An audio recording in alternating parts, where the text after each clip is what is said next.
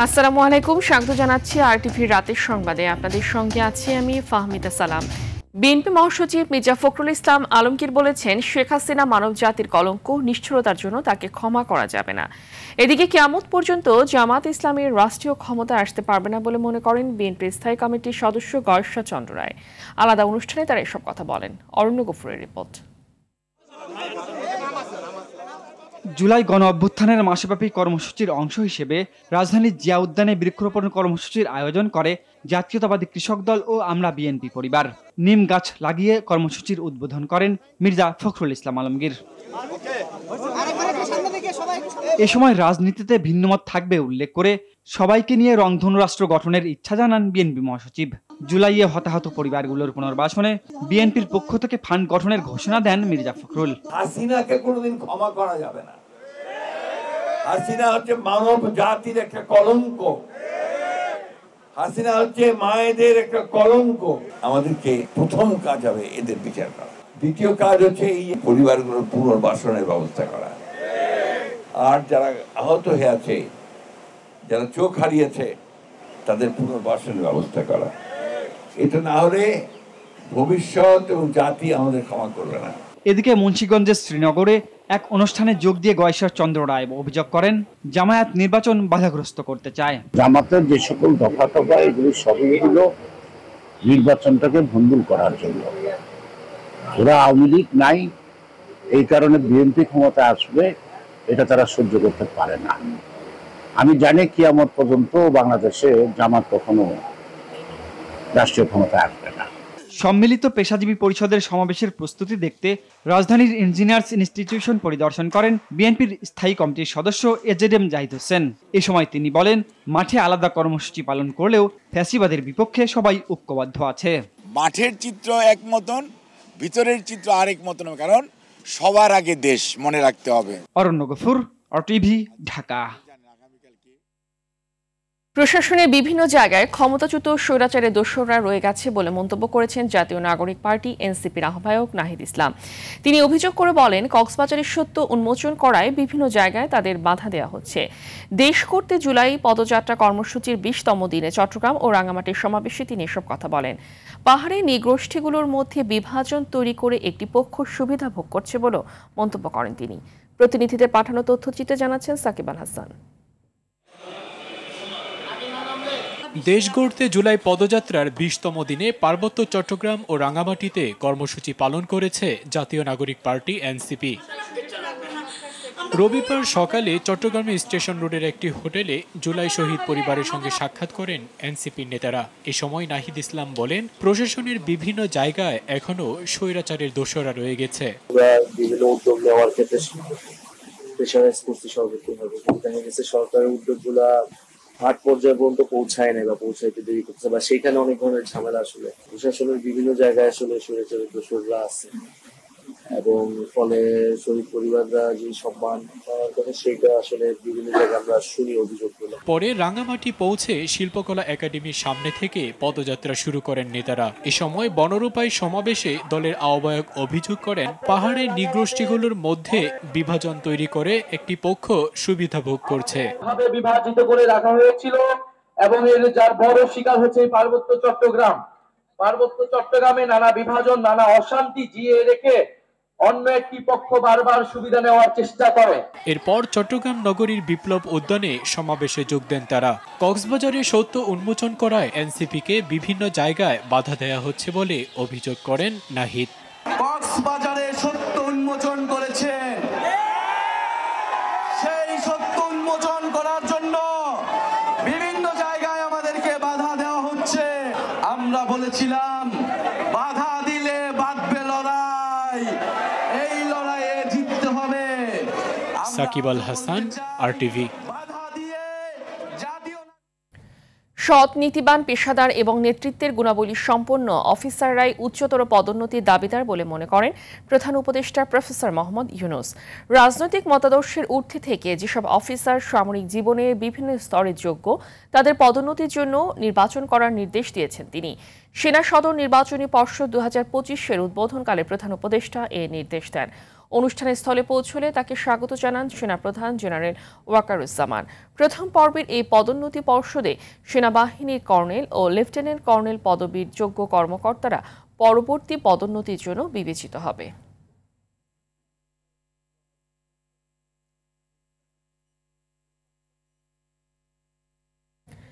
নির্বাচনকালীন তত্ত্বাবধায়ক সরকার প্রতিষ্ঠায় সব রাজনৈতিক দল একমত হলেও পদ্ধতি নিয়ে রয়েছে দ্বিমত।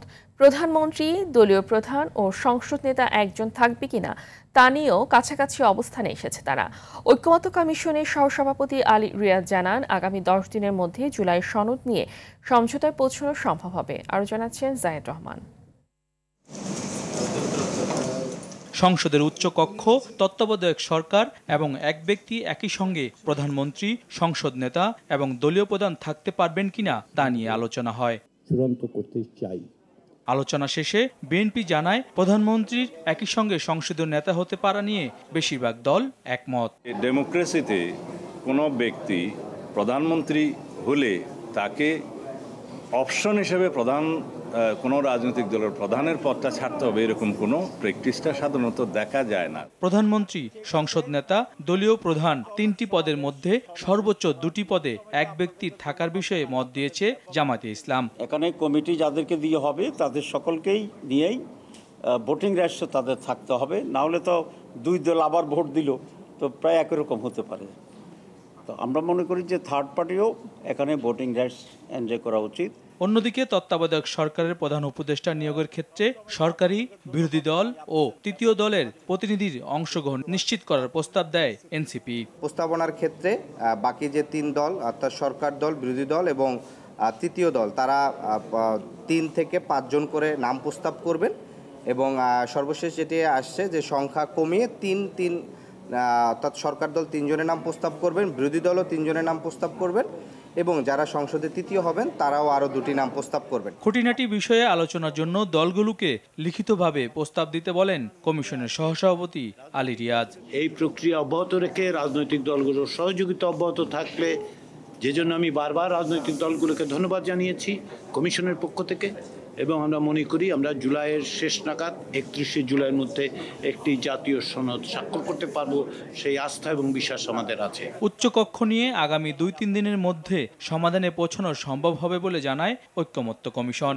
উচ্চকক্ষের বিষয়ে যে প্রস্তাব, সে প্রস্তাবে উচ্চকক্ষ প্রতিষ্ঠা নিয়ে কোনো ভিন্ন মত নেই। জাহিদ রহমান, আরটিভি, ঢাকা। গোপালগঞ্জে সহিংসতাকারীদের গ্রেফতার করা হচ্ছে বলে জানিয়েছে স্বরাষ্ট্র উপদেষ্টা জাহাঙ্গীর আলম চৌধুরী। সচিবালয়ে সাংবাদিকদের গণ গ্রেফতারের অভিযোগ নাকচ করে দেন তিনি। বলেন, পরিস্থিতি স্বাভাবিক হলে পর্যায়ক্রমে তুলে নেওয়া হবে 144 ধারা। বিস্তারিত বিল্লাল হোসেনের রিপোর্টে। 16 জুলাই গোপালগঞ্জে জাতীয় নাগরিক পার্টির কর্মসূচিতে অস্ত্র দিয়ে হামলা চালায় কার্যক্রম নিষিদ্ধ থাকা আওয়ামী লীগের সংগঠনের নেতাকর্মীরা। পুড়িয়ে দেয়া হয় পুলিশের গাড়ি, অসংখ্য হাত বোমার ছোঁয়ার পাশাপাশি চালানো হয় তাণ্ডব। সহিংসতা রুখতে জারি করা হয় কারফিউ। 3 দিন পর কারফিউ উঠিয়ে সেখানে 144 ধারা জারি করে প্রশাসন। এতে অনেকটাই স্বাভাবিক জেলার পরিস্থিতি।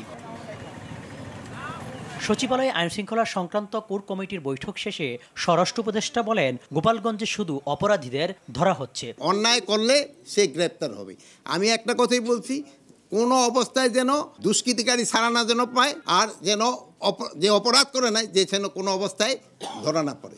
144 ধারাটাও আবার আস্তে আস্তে উঠে নেওয়া হবে। বর্তমান আইনশৃঙ্খলা বাহিনী দিয়েই সুষ্ঠু নির্বাচন সম্ভব বলে জানান স্বরাষ্ট্র উপদেষ্টা।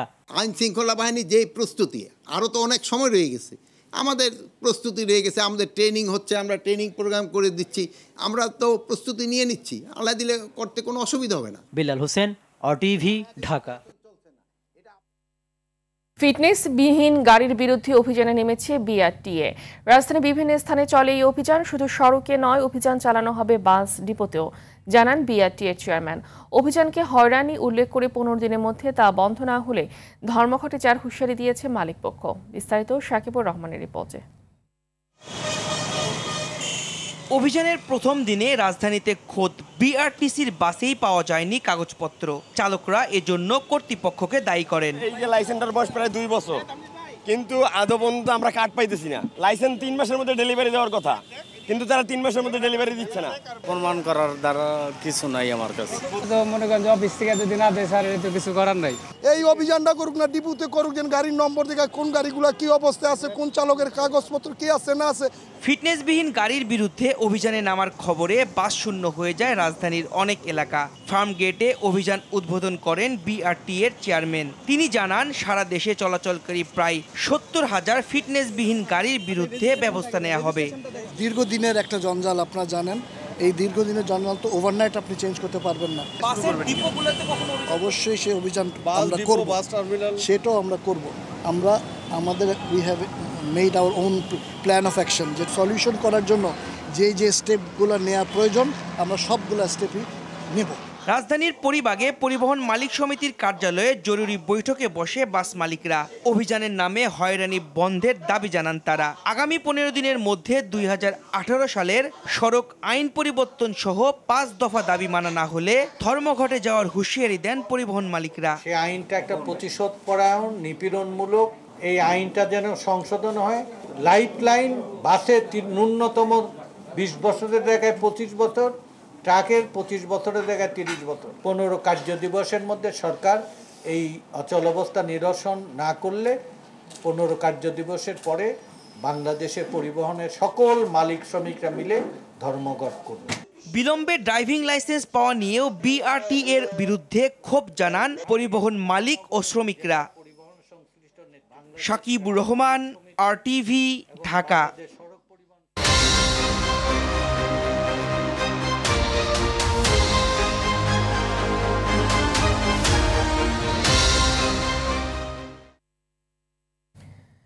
জুলাই আগস্টের গণ অভ্যুত্থানে মানবতা বিরোধী অপরাধের এক মামলায় ওবায়দুল কাদের, আনিসুল হক, পলক সহ 45 জনের বিরুদ্ধে তদন্ত রিপোর্ট 15 অক্টোবর দাখিলের নির্দেশ দিয়েছেন আন্তর্জাতিক অপরাধ ট্রাইব্যুনাল। বিচারপতি গোলাম মর্তুজা মজুমদারের নেতৃত্বাধীন ট্রাইব্যুনাল 1 এর নির্দেশ দেন। এদিন মানবতা বিরোধী অপরাধের আরেক মামলায় সাবেক আইজিপি চৌধুরী আবদুল্লাহ আল মামুন ও সাবেক সেনা কর্মকর্তা জিয়াউল আহসান সহ 23 জনের বিরুদ্ধে তদন্ত রিপোর্ট জমা দেওয়ার তারিখ নির্ধারণ হয়েছে 5 অক্টোবর। এছাড়া আরও 5টি মামলার তদন্ত প্রতিবেদন দাখিলের সময় বাড়িয়েছে ট্রাইব্যুনাল। এর আগে সকালে মানবতা বিরোধী অপরাধের 7 মামলায় সাবেক এমপি, মন্ত্রী ও পুলিশ কর্মকর্তা সহ একযোগে 38 জন আসামিকে ট্রাইব্যুনালে হাজির করা হয়। সাবেক বেশ কয়েকজন মন্ত্রী, প্রতিমন্ত্রী, ইকরাম হত্যাকাণ্ড সহ বেশ কয়েকটি মামলা ট্রাইব্যুনালে নির্ধারিত তারিখ ছিল। প্রত্যেকটাতেই প্রসিকিউশনের পক্ষ থেকে সময় প্রার্থনা করা হয়েছে এবং মাননীয় ট্রাইব্যুনাল সময়ের আবেদন মঞ্জুর করে বিভিন্ন তারিখ নির্ধারণ করেছেন পরবর্তীতে তদন্ত প্রতিবেদন দাখিলের জন্য। কোটা বিরোধী আন্দোলন ঘিরে 20 জুলাই মধ্যরাত থেকে সারা দেশে কারফিউ জারি করে সাবেক স্বৈরাচার সরকার। নৈরাজ্য করলে দেখামাত্রই গুলির নির্দেশ দেওয়া হয়। কারফিউর প্রথম দিনেই সকাল থেকে বিকেল পর্যন্ত উত্তরা, বাড্ডা, মিরপুর ও যাত্রাবাড়ি আন্দোলনকারীদের সঙ্গে পুলিশের ব্যাপক সংঘর্ষ হয়। এ সময় অন্তত 26 জন মারা যায়। এর মধ্যে একজন যাত্রাবাড়ির নিহত শ্রমিক ইমন। বর্তমানে মানবেতর জীবনযাপন করছে তার পরিবার। এখন পর্যন্ত পায়নি কোনো সরকারি সহায়তা। আতিকা রহমানের রিপোর্ট। 20 জুলাই সকালে যাত্রাবাড়িতে কারফিউ উপেক্ষা করে পুলিশের ব্যারিকেড ভেঙে শিক্ষার্থীরা প্রথম মিছিল করে। সে সময় পুলিশের সঙ্গে আন্দোলনকারীদের সংঘর্ষ বাধে। এরপর দুপুরে এবং সন্ধ্যার দিকে দফায় দফায় সংঘর্ষ হয়। শিক্ষার্থীদের সঙ্গে আন্দোলনে যোগ দেয় সাধারণ মানুষ। ছাত্র জনতার উপর নির্বিচারে গুলি করে র্যাব, পুলিশ, বিজিবি ও আওয়ামী লীগের নেতাকর্মীরা।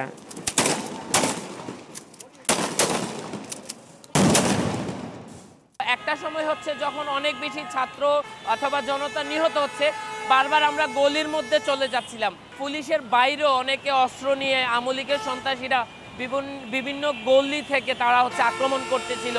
পুলিশের সাথে সংঘর্ষে যাত্রাবাড়ি এলাকায় নিহত হন শ্রমিক ইমন। একমাত্র উপার্জনক্ষম ছেলের মৃত্যুতে মানবেতর জীবনযাপন করছেন তার পরিবার। 2 সন্তানকে নিয়ে শ্রীনিরূপায় সম্প্রতি শ্রমিক হিসেবে যোগ দিয়েছে একটি পোশাক কারখানায়। ইমনের মা জানালেন, অনেকে তথ্য নিয়ে গেলেও এখন পর্যন্ত সরকারি কোনো সহযোগিতা পাননি। ওই পারে চাকরি করতে, ওই পারে এই পারে আইসেও, এই পারে ওই যে ছাত্রর আন্দোলনের ইয়াত পড়ছে এন ওই গুলি খাইছে। আমরা সরকার থেকে কোনো অনুদান পাইনি। জামাতেরা আমরা বাসায় আয়া দাওয়াত দিয়ে নিয়ে আমরা 2 লাখ টাকা দিছে।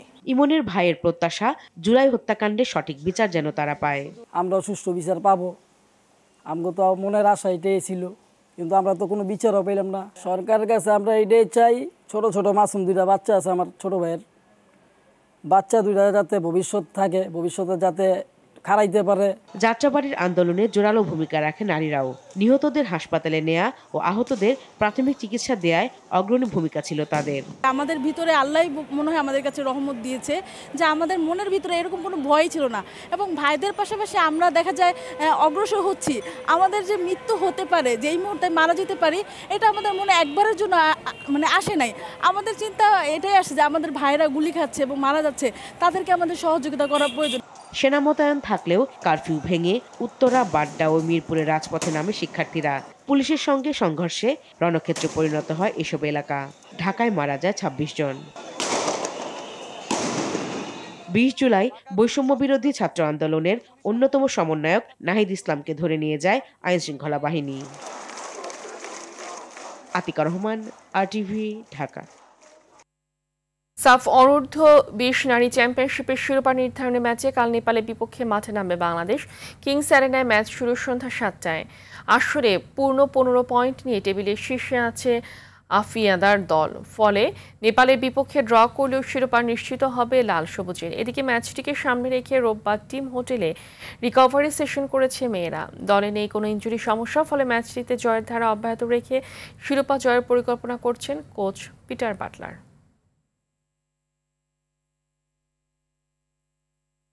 আশা করছি যেভাবে ভালোটা দিয়ে শুরু করেছি শেষটাও ওভাবে ভালো করব। ভালো আরেকটা ম্যাচ দেশবাসীকে উপহার দিতে চাই। সবাই আমাদের জন্য দোয়া করবেন যেন লাস্ট হাসিটা আমরা হাসতে পারি ইনশাল্লাহ। রাতের সংবাদ এই পর্যন্তই। মধ্যরাতের সংবাদ রাত 1টায় দেখার আমন্ত্রণ রইল। ধন্যবাদ সবাইকে।